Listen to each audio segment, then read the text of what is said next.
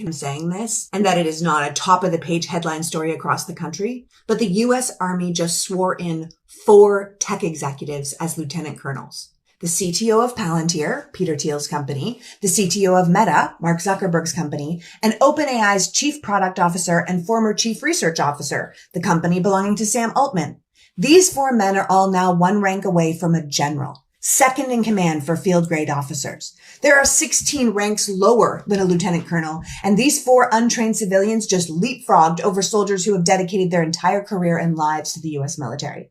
Apparently, these men are going to work on targeted projects to help guide rapid and scalable tech solutions to complex problems. A sentence that means absolutely nothing, because clearly this is just a way of giving these companies access to top secret information without them having to go through any pesky background checks. And if that doesn't scare you, it really should. Because we already know that Palantir is building a massive centralized database, using much of the information they acquired from Doge, Elon Musk's foray into the American government.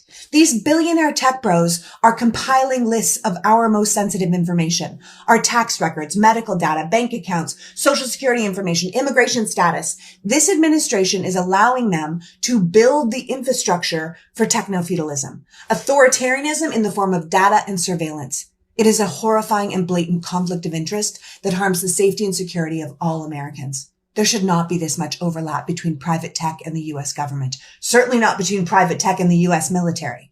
I do not know how asleep at the wheel Congress can possibly be, but they should be shutting this down immediately, and every single one of us should be demanding that they do it. The people who are using the government against you are now taking over military authority. The corruption is calculated and staggering, and I can only hope our veterans and active duty military are paying incredibly close attention. And now that you know, you should be talking about it.